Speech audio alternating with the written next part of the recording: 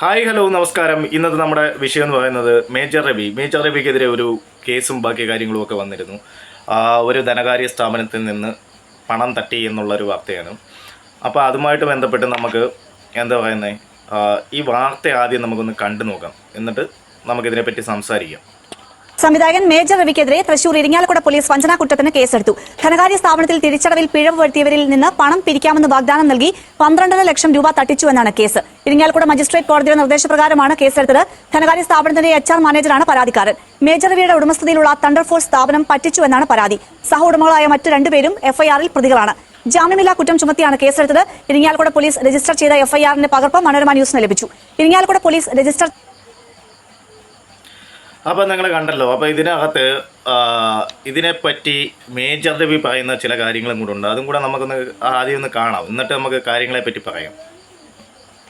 ഈ കേസിൻ്റെ കാര്യം ഈ കേസ് ഞാൻ ഇന്നലെയാണ് അറിയുന്നത്. ഞാനത് ഒരു സ്ഥലത്ത് നിൽക്കുമ്പോൾ എൻ്റെ അടുത്ത് ഇതെന്താണെന്ന് ചോദിച്ചു. ഞാൻ അപ്പോഴാണ് പറഞ്ഞത് എന്താ ഇരിങ്ങാലക്കുടയിൽ ഒരു ഫൈനാൻഷ്യൽ ഫ്രോഡ് കേസ് എന്നൊക്കെ പറഞ്ഞിട്ട് വന്നപ്പം അന്വേഷിച്ചപ്പോൾ എന്താണ് അവിടെയുള്ള ഒരു ഫൈനാൻഷ്യൽ കമ്പനി, ഈ പലിശയ്ക്ക് കൊടുക്കുന്ന പാർട്ടീസിൻ്റെ ഒരു കമ്പനി, എന്താ IPL എന്ന ICL എന്തോ ഒരു കമ്പനി, ഫൈനാൻഷ്യൽ കമ്പനി. ഇത് പ്രൈവറ്റാണ്. അത് ഇരിങ്ങാലക്കുട കോർപ്പറേറ്റീവ് സൊസൈറ്റി, എനിക്കറിയില്ല, I don't know what it is, I don't even know. ഇതിൻ്റെ ഒരു തന്നെ കേസ് കൊടുത്തിരിക്കുകയാണ്. ഞാൻ എൻ്റെ അടുത്ത് 15 ലക്ഷം, എത്രയാണ്, 12,48,000 രൂപ വാങ്ങിച്ചുകൊണ്ട്. ബേസിക്കലി ഇവനും അതുപോലെ തന്നെ തണ്ടർ ഫോഴ്സിൻ്റെ ആ ഫ്രോഡായിരുന്നു ഇപ്പം മുന്നിൽ നടക്കുന്ന പോലീസ് അന്വേഷിക്കുന്ന ആ ലെഫ്റ്റനന്റ് കമാൻഡർ എന്ന് പറഞ്ഞ് നടക്കുന്ന ലെഫ്റ്റനന്റ് കമാൻഡർ അല്ലാത്ത 10ാം ക്ലാസ് ഇൻഡസ്ട്രി ആയിട്ടുള്ള മനുഷ്യൻ, ഇവനും ആയിട്ടുള്ള ഡീലിൽ എൻ്റെ പേര് എങ്ങനെ വന്നിരിക്കുന്നു. പിന്നെ എൻ്റെ പേര് വെച്ചിട്ട് ഈ ഫൈനാൻഷ്യൽ കമ്പനി ഇത് കേസിൻ്റെ അടുത്ത് കൊടുത്തിട്ട് കോടതിയിൽ കൊണ്ടുകൊടുത്ത് അത് പോലീസ് സ്റ്റേഷനിൽ വിട്ടു. പോലീസ് ആദ്യം ആ കേസ് തള്ളിയതല്ല, കാരണം അതിനകത്തൊന്നും ഉണ്ടായില്ല, അവർക്ക് FIR ഒന്നുമില്ല. കോടതി കൊടുത്ത് കോടതി സ്വാഭാവികമായിട്ടും അതൊരു ഓർഡറിലാണ്. ആര് കേസ് കൊണ്ടു തന്നാലും അത് നിങ്ങൾ അങ്ങോട്ട് അയച്ച് കൊടുക്കണം പോലീസ് സ്റ്റേഷനിലേക്ക്. ഇതാണ് ഇവിടെ നടന്നത്. അപ്പോഴത്തേക്കും ഈ പോലീസ് സ്റ്റേഷനിൽ അല്ലെങ്കിൽ എവിടുന്നോ ഈ എൻ്റെ പേരങ്ങ് ലീക്കായപ്പോൾ അതങ്ങ് ആഘോഷിക്കുക. അത് ചില പർട്ടിക്കുലർ ചാനൽസിൽ മാത്രം.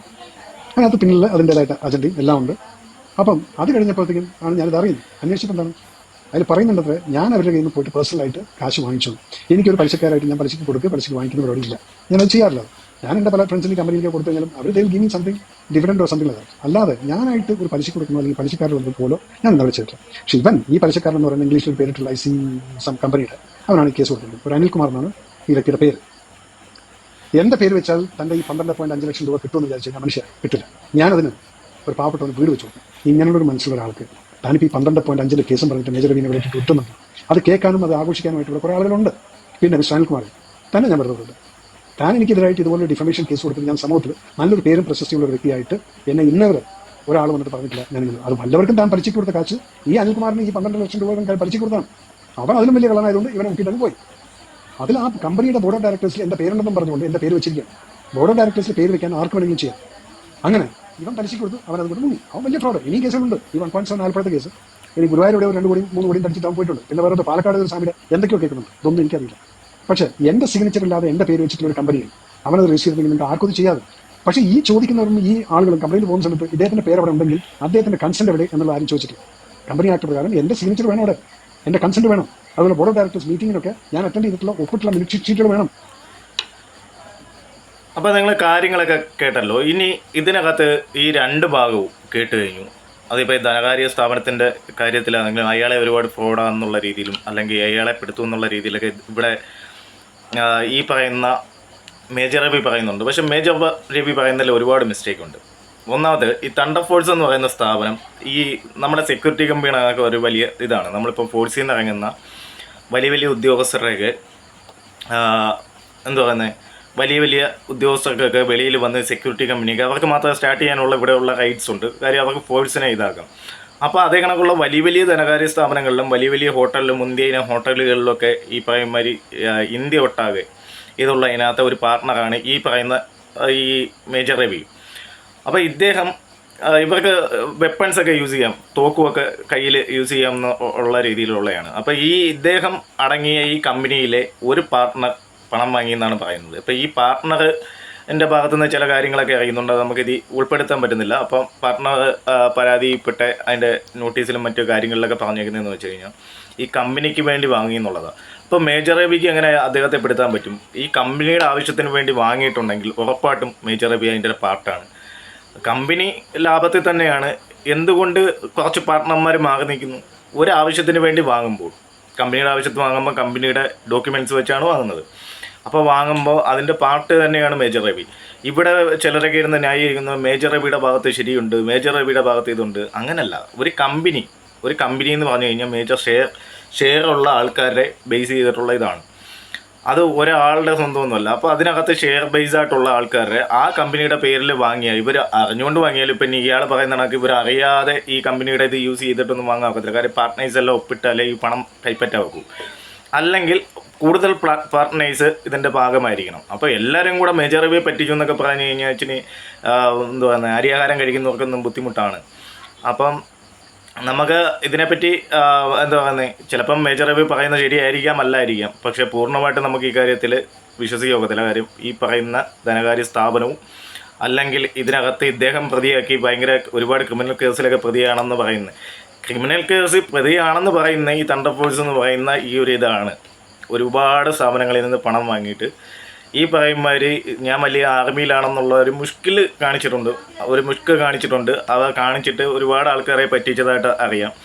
അപ്പം ഇതേ കണക്കുള്ള വലിയ ആൾക്കാർ, വലിയ മഹാന്മാരായിട്ട് നടക്കുന്നവന്മാരുടെ എല്ലാം കയ്യിൽ ഈ തട്ടിപ്പൊക്കെ ഉണ്ട്. കാര്യം ഈ പാർട്ട്ണർമാരെ അങ്ങോട്ട് ഇത് പോകാൻ നേരത്ത് ഈ കേസ് പറയാൻ കുറേ സമയം എടുക്കും, വർഷങ്ങളെടുക്കും. അപ്പോൾ ഈ പൈസയ്ക്ക് മൂല്യമില്ലാതെ വരും. ഈ പൈസ ലാസ്റ്റിൽ ഒരു സെറ്റിൽമെൻറ്റ് കിടത്തും. ഇത് പിന്നെ കേന്ദ്രം ഇടപെട്ട് ഈ പറയുമാതിരി ജവാന്മാരുടെ ഈ എക്സ് ജവാന്മാരുടെ കാര്യമാകുമ്പോൾ കേന്ദ്രം ഇടപെട്ട് ഒരു ഇത് ചെയ്യും. ഇത് സ്വാഭാവികമായിട്ടും സെക്യൂരിറ്റി കമ്പനിയിലെ എല്ലാ നാറികളും ഇവന്മാർ അങ്ങോട്ടും ഇങ്ങോട്ടും ഇതടിക്കും. എല്ലാ നാറികളും ചെയ്യുന്ന സാധാരണ പരിപാടി തന്നെ. മിക്കവാറുമുള്ള സെക്യൂരിറ്റി കമ്പനി എല്ലാം ഇതേ കണക്ക് ഉടായ്പാണ്. ഇപ്പോൾ പല കമ്പനികളിലും നമുക്ക് എന്താ പറയുന്നത്, പല കമ്പനികൾക്കും ഈ പറയുമാതിരി ഈ PF ESI എന്നൊക്കെ പറഞ്ഞുകൊണ്ട് വിളിച്ചുകൊണ്ട് വരും. എന്നിട്ട് ഇവർക്കൊന്നും ഇതൊന്നും കൊടുക്കത്തൊന്നുമില്ല. ആക്ച്വലി കൊടുക്കത്തൊന്നുമില്ല. ഇതിൻ്റെ കേസ് പറഞ്ഞിട്ട് എന്ത് ചെയ്യും, ലാസ്റ്റ് ഇപ്പോൾ അടച്ച പൈസ മാത്രമാണ് കിട്ടുന്നത്. അപ്പോൾ ഇതിൻ്റെ പലിശ ബാക്കി കാര്യങ്ങളും എല്ലാം ഈ കമ്പനി ഇതിൻ്റെ ലാഭം ഉണ്ടാക്കി. ഇത് സാധാരണ നടക്കുന്ന ഒരു സംഭവമാണ് ആക്ച്വലി. അതുകൊണ്ട് ഇവിടെ മേജർ രവി ഏതോ ഒരു നല്ലവനാണെന്നുള്ള രീതിയിലൊക്കെ അങ്ങോട്ടാവുന്നുണ്ട്. സാറേ, ഈ പണി ചെയ്യുന്നവന്മാരെല്ലാം ഇതേ കണക്കുള്ള വൃത്തിയോട് കാണിച്ചിട്ടാണ് നിൽക്കുന്നത്.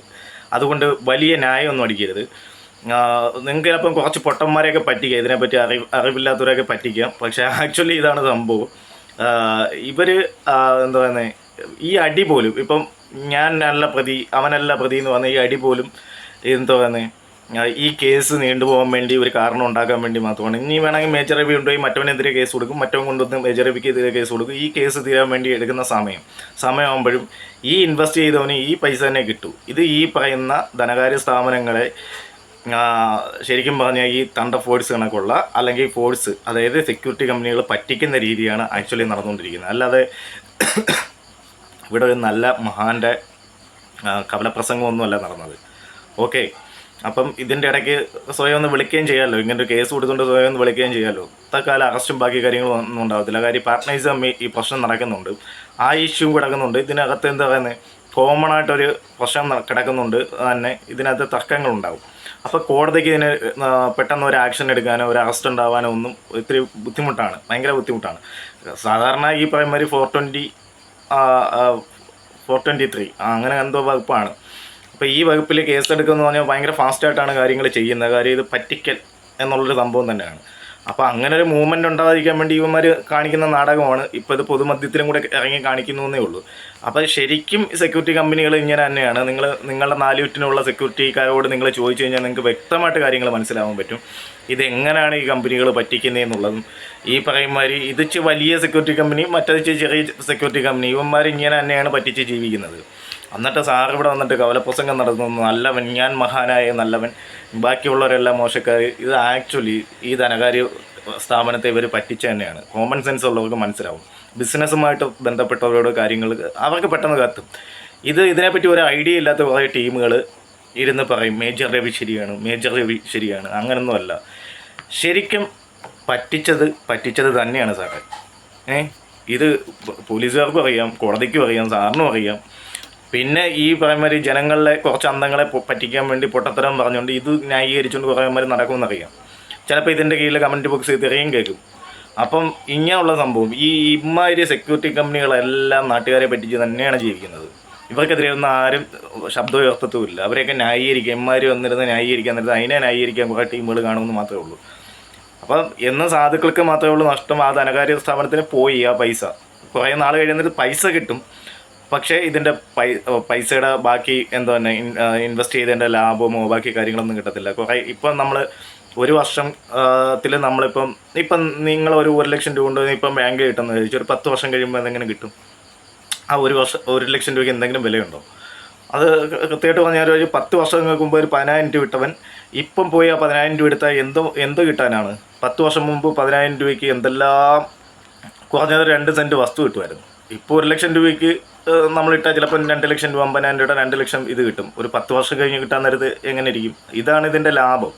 ആക്ച്വലി മേജർ രവി ഈ കമ്പനിയും ചെയ്യുന്നത് ശരിക്കും ഫ്രോഡ് പരിപാടി തന്നെയാണ്. അതിനി ന്യായീകരിച്ചിട്ടൊന്നും കാര്യമില്ല. തണ്ടർ ഫോഴ്സ് എന്നല്ല, എല്ലാ ഫോഴ്സും ഇതൊക്കെ തന്നെയാണ് ചെയ്യുന്നത്. കേരളത്തിൽ കിടക്കുന്ന മിക്ക ഫോഴ്സും ഇതൊക്കെ തന്നെയാണ് ചെയ്യുന്നത്. പറ്റിക്കുന്നു ധനകാര്യ സ്ഥാപനങ്ങൾ. ഇത് മിക്കുള്ള കമ്പനികളുടെയും ഇത് തന്നെയാണ്. അപ്പോൾ ഇതൊരു പ്രൈവറ്റ് ധനകാര്യ കമ്പനി ആയി പോയി എന്ന് മാത്രമേ ഉള്ളൂ. സാധാരണ കൂടുതലും പറ്റിക്കുന്നത് സർക്കാർ ധനകാര്യ കമ്പനികളെ തന്നെയാണ്. സോ ഇനി നിങ്ങൾക്ക് നിങ്ങളുടെ അഭിപ്രായങ്ങൾ കമൻറ്റ് ബോക്സിൽ രേഖപ്പെടുത്താൻ കേട്ടോ. തെറിയായിരിക്കുമെന്ന് എനിക്കറിയാം. അപ്പം thank you all, thank you for watching. By.